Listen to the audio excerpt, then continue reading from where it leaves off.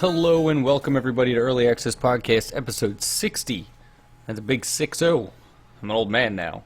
I'm your host, Angelo, and thank you for coming back, telling a friend, blah, blah, blah, yada, yada, yada. If you're watching and not listening, you can see the new layout I did for the video. Figured it's not like a regular stream, so I might as well treat the video podcast a little bit differently. So I put the show notes on there and added a couple videos. A couple borders, nothing too fancy, but enough to make it look a little bit different than all the other review videos that I've been doing. So I hope you guys have been playing a lot of games since the last episode. I know I have. Hi, Bob. My cat's trying to podcast with me, too. I haven't played too much. I played some more of a couple games that had come out, the games I played the last episode, some more Albino Lullaby and some Skyshine's Bedlam. Other than that, the big thing that I've been playing a lot of is Destiny, the Taken King. So Destiny, the Taken King came out on Tuesday. I know it's not an indie game, but there is a lot of controversy around it, so I wanted to bring it up. This is ultimately a game podcast. So the thing is, with the Taken King content, is it's pretty short from what I gather. Well, up until at least you kill the first, like the big boss, like the named boss. I think his name is Oryx. The campaign up until that point it only took me a few hours, but it's really good. Some of the best missions, the stuff that I played since I started playing Destiny. The streamlined stuff didn't really do anything, and it's still kind of the same game. They just moved some numbers around and tried to make it look a little bit better, but in all reality, it's still the same game. The light system still works pretty similarly. Not much has changed. It's just they just changed the number. Literally, that's all they did. At least that's what it looks like to me. But I'm having a lot of fun with it. It's very hard. A couple of the missions that I've done once I hit 40 are super challenging. I don't know. I personally think that for the $80 that it costs, there's just so much content now compared to where it was a year ago from everything that I've read. So if you've been hesitant to check out Destiny, just go into it knowing that like your $80 investment now is going to give you plenty of content to play through. Which actually brings up the other talking point I wanted to make, which is the DLC and the way most gamers have been perceiving the DLC in games, and that they should start to look at it a little bit more realistically when they deal with DLC. It doesn't happen very often in indie games. There's not a lot of DLC, but there is DLC sometimes. But what I wanted to point out was, so this DLC came out, the Taken King DLC came out, and then what happened was Fallout 4 announced that they were going to have a bunch of DLC and some of the ideas that they had behind their DLC, and everybody was super excited about that. They were like, "Yay, Fallout 4!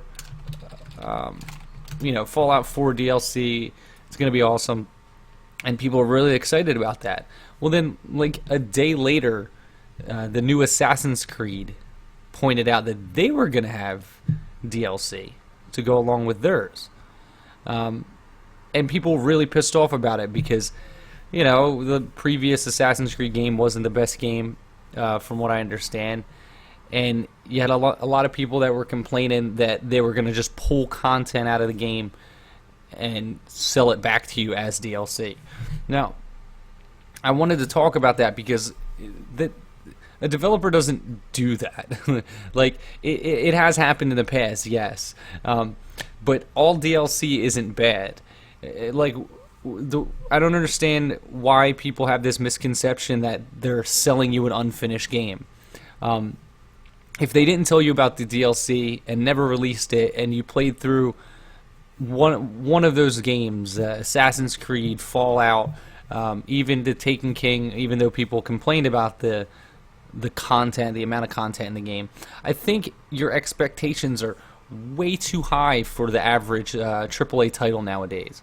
If Assassin's Creed comes out and it has 40 hours of content, that's more than you would ever have gotten before. Now, the fact of the matter is it's a business, so they do want to sell you content down the line, but you shouldn't look at it as content that was pulled from the game. You know, they develop these games, and I'm sure they have people working on the DLC towards the end of the game, but ideally they want to get out a solid finished game, and the DLC should really stand alone on its own or add something to the game that they couldn't get in time for the launch date of the game. I look back at it as, if you go back to Diablo, because Diablo was the first game that I can remember that had an expansion that really doubled the content of the game. I know there was games before it, like if you go back even further to like the Rainbow Six games, it really originated on the PC. So I think just personally, like I have so much, well, I guess PC gamers have so much more experience working with expansions and the concept of an expansion and paying for additional content that it doesn't bother me like it does some other people. You know, I don't think too many games come out without the DLC are unplayable. You know, there is exceptions to everything, but just think of it as DLC is extra game, like extra content that you get to play, and there's really no reason to think that the developer is out to get you. They could just not sell it. That was the other point I wanted to make. You know, years ago when a game was put out, that was it. There was no patches. I understand now this allows companies to put out games that are far inferior than they should be. But before, when a game was broken, it was just broken. There was no patches. And then when a game was good and you wanted more of it, there was no way for that developer to get out there, especially on the consoles, and give you more of that content. And now I just think we all take it for granted. And it's ignorant to the way that the games industry works. Do some developers take advantage of it? Sure. But most of them don't. And like, I just think you need to set proper expectations for your games that you're playing and what to expect out of the DLC. Like, don't even think about the DLC as part of the game. The developer's not thinking of it that way. You shouldn't either. Like, when you buy, say, the next Assassin's Creed, play through that game. Don't even think about the DLC. Is the game complete without it? Like, that's really what you got to look at. Whether or not they decided to cut something from the game and finish it and give it to you later as an additional cost, that's not the point. The point is it a finished product when it gets delivered? You can make arguments, you know, that it's not because they cut content out or what have you, but you don't actually know whether or not that content was gonna get finished in time for the game to release. Everybody's got timetables. Everybody's in the business to make money, so you just need to just. It's not out to get you. You know, I'd rather have games that have DLC for the next year or so that I really enjoy than playing a game like, for instance, Diablo. I would hate to say, like, oh, this is the Diablo you get, nothing else. So that means the auction house would still be in there. It would be impossible to get legendary. It would be a fucking boring game. You know, you would have hit a wall. But no, instead they patched it, they put out an expansion, they patched it, and now it's amazing. I'd rather have that experience with the title than what Diablo 3 would have been without DLC, well, expansions. I mean, we call it DLC because it came from the console because it was downloadable content. But yeah, just relax. Like, the games industry isn't that serious. You're a consumer. Enjoy the product that you're buying. Just remember, not too long ago, there was no DLC. So all these ideas that developers have that they can give you later, yes, they're selling it to you, but that they can give you later, you would have never even got. You would have had to wait for the next game to come out if you wanted to play more Fallout. I just think a lot of gamers nowadays take for granted what they have, and don't appreciate the games that they're given. Games nowadays are so much better than they used to be, and it's it's hard to explain that to people when they're so jaded, and I don't know. It's just one of those things that's going to bug me, and has bugged me, especially watching groups of people argue like, oh, it's cool that Fallout's doing it, but not cool that Assassin's Creed's doing it because we think they're taking it out of the game and they're just holding back content. Just relax. That's all I gotta say. Relax. All right. So besides Destiny and the games I played last week, that's all. I mean, that's all I really play. I play a lot of Destiny, and I played a lot of Skyshine's Bedlam. So Skyshine's Bedlam and Albino Lullaby both launched since the last episode. I haven't gotten any more time with Albino Lullaby. A little bit. I did. I played another half an hour or so. I'm still really enjoying it. It's mostly positive. I'm just bringing them up because I wanted to talk about the reviews real quick. So Albino Lullaby's got 40 reviews, 72% positive. You can toss mine in there. It seems like a lot of the complaints coming out there's some frame rate issues towards the end of the game that people seem to be having a problem with, and the people that have a negative opinion of it seem to not like this style of game. Their thing was that it gets kind of boring because the creepy factor wears off after a while. I can see that, and I think what really hurts the game for that, like I said, I haven't finished it yet, but I think the reason why people are feeling that way is because the developer says right in the description that there's no jump scares.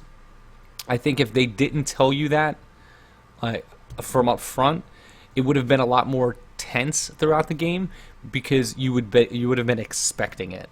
But by telling you up front, knowing that you're not going to come around a corner and scare you, that really takes that edge off, because now you know that you're never going to have that situation happen, so you can relax a little bit and try to take in all the weirdness that is Albino Lullaby. I really enjoy the game though, and I understand that I can see where that problem comes up with some people, that it doesn't even come off as a little bit scary because of that. I still think it's creepy. I would go check it out. It's $10 for the first episode, or $25 for all 3 episodes that are going to be released throughout the next couple months. I think episode 2 comes out Q1 of next year, so go check that out. And again, Skyshine's Bedlam, roguelike turn-based strategy RPG. I enjoyed what I played of it. I played about 6-7 hours of it in the first couple days that I got the key, and then I played a couple more hours since then. They haven't really worked out the balance issues yet, but the developer's still in the forums. They're still working with everybody. But I wanted to point it out because it's got mixed reviews. I think what's happening here is, I think 60% of the reviews are positive out of 71 reviews, 60% positive. But I looked at the negative reviews, and it's the balance issues are what people are having a problem with. How weak the starting characters are, it's just everything that goes along with all those balance problems. And this game really could have used some early access time. I think it would have done so much better than the little lead up that people were previewing it, and I think Kickstarter's got some access depending on what tier they donated into, so they got a little bit of time with it. But this video is lagging like a hell. My internet connection must be bad right now. But yeah, I think this game really could have used some early access time just to get all that balance stuff out of like worked out in the beginning, because now it's pushed down into that mixed review stage, and it's going to be kind of tough for them to crawl out, which is unfortunate because I think it's a really cool game. And yeah, it's just one of those things where it's a coin flip. Do you take the risk of putting a game that's unbalanced into early access and still end up with mixed reviews from people that are putting their money into it and it's just not working out? Or do you do this where you're putting it out finished, people are buying into it, and you still get mixed reviews?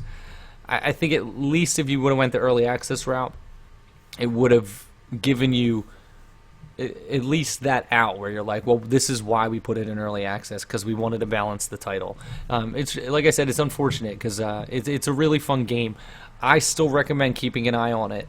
I had a really good time with it, and I can't wait to get a little bit more into it now that it's released and I have access to trying to get all the new dozers and everything. As I said, the developers out there, they're trying to work all this stuff out.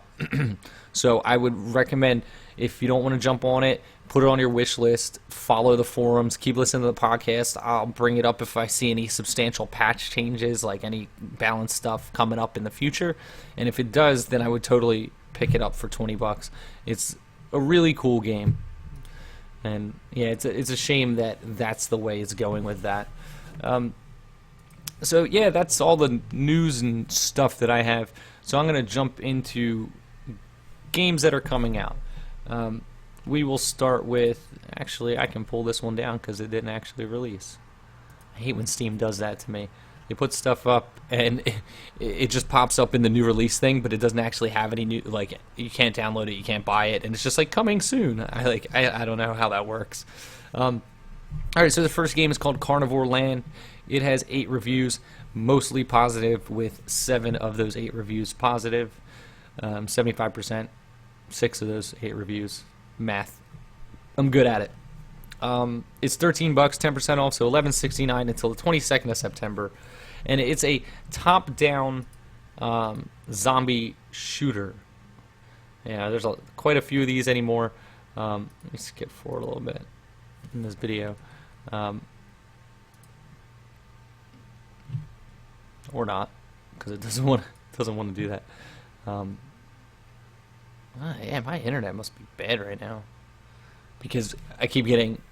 Oh, you know what it is? It's because I'm using screen capture. Sometimes it just doesn't want to work. So anyway, it's a top-down. It looks like a twin-stick shooter, zombie shooter. Says single-player, multiplayer, cross-platform multiplayer. I don't know what other platform it's on, so I don't know why that tag's in there.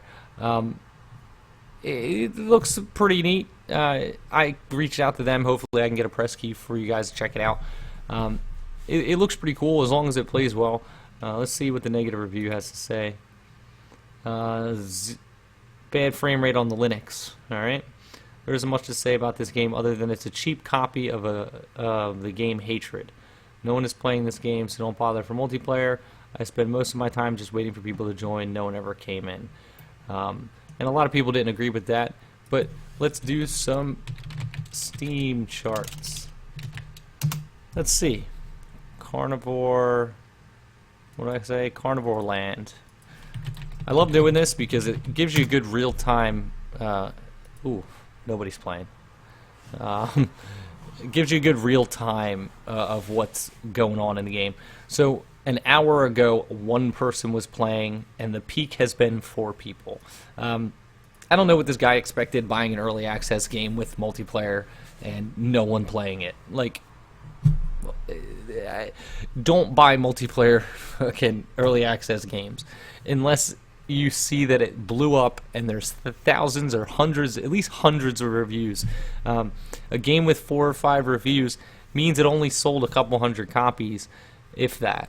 You know, I suspect you get about 1 review for every 50 copies you sell. So this maybe sold 250, 300 copies. And do the math. Just don't jump into a game like this expecting there to be, booming lobbies full of players when it's been out for a day.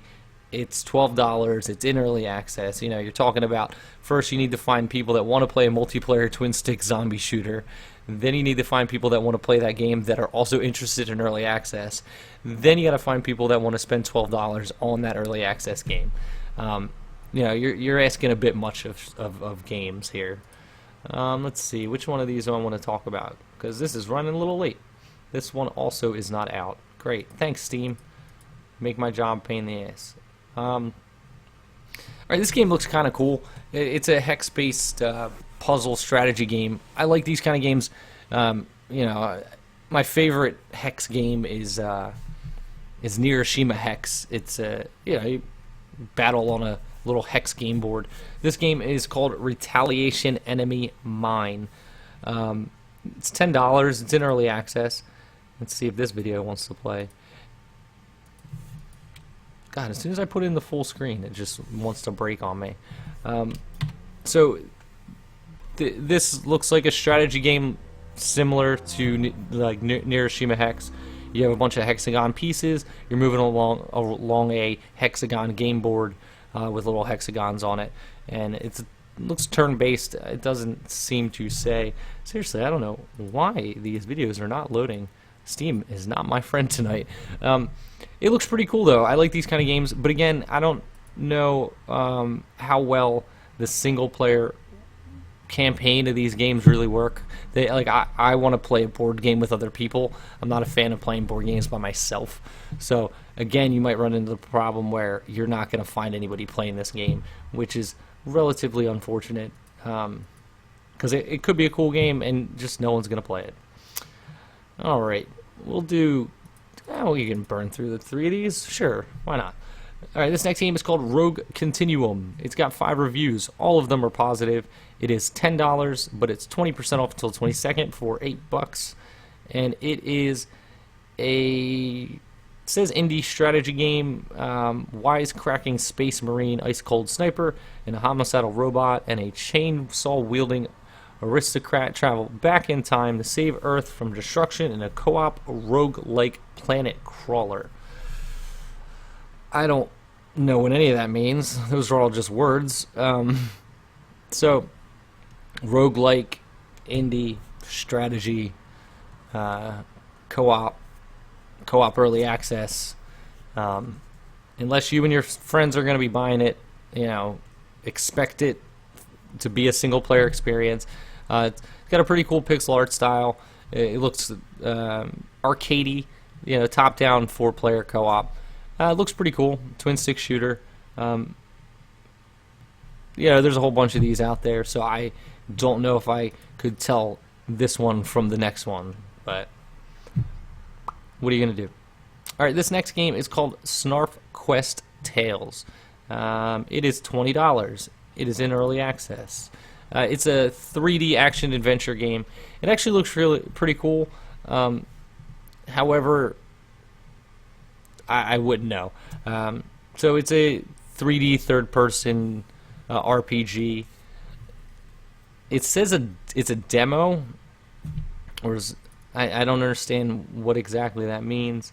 Let's see. Your Snarf, the game will feature. Okay, what is it? It'll be the first digital game to feature Snarf, Larry Elmore's lovable adventure.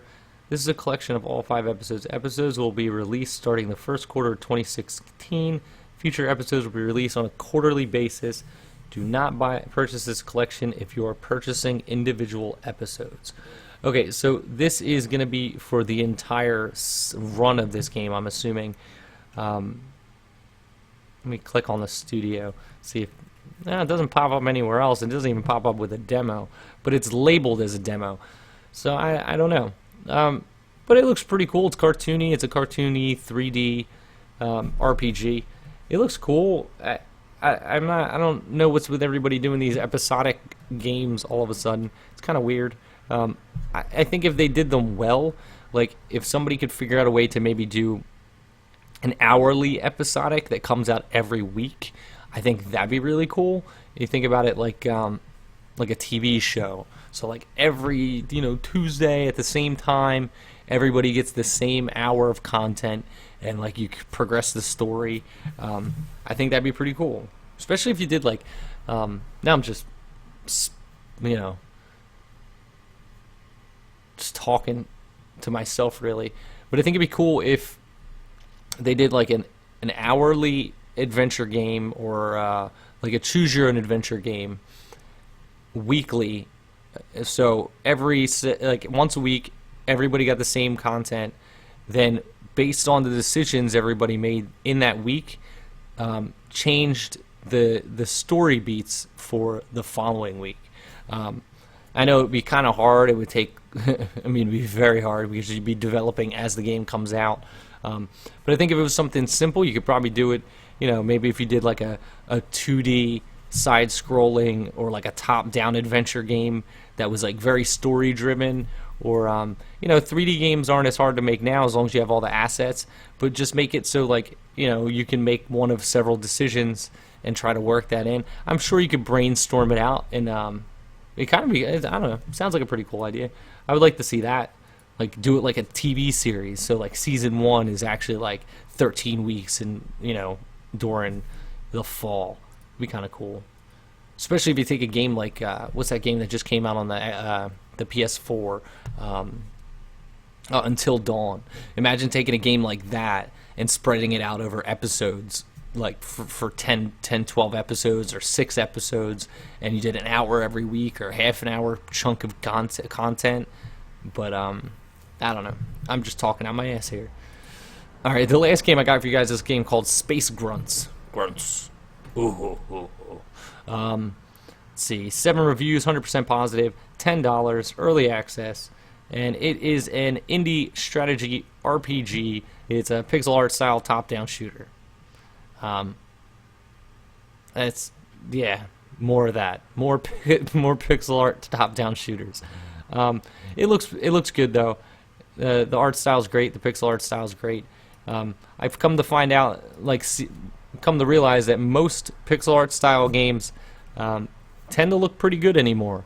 We have way more colors than we would have had making traditional sprites back in the day. So pixel art styles, like pixel art, tends to look infinitely better. There's programs that let you light stuff better, animate. I mean, everything is streamlined and computerized and a lot easier now than it used to be. But that is going to do it for episode 60, guys. I want to thank you if you are watching on the YouTube channel. If you're not watching on the YouTube channel, don't forget that you can do that. Tell your friends to go subscribe to the YouTube channel. Go follow me on Twitter, Early Access PC. Instagram, I occasionally post pictures. Like today I posted a picture of the new Mountain Dew Black Label, and it's basically just Mountain Dew Code Red. Redder. It's just more red and sweet. It's good, but weird. Let's see. Instagram, it's early access. Mainly streaming through YouTube now, so you can get that through YouTube. Early access podcast on YouTube. Click through the Amazon banner at the bottom of earlyaccessmedia.com. It does help out the show. Bookmark it. Use it whenever you buy anything off of Amazon. It does help out the show. That car had to drive by and ruin the end of this podcast. But that's gonna do it, guys. Don't forget, don't be such dicks when it comes to DLC. The developers are trying really hard to make good games for you, and just don't be a dick, because video games. We'll see you guys next time.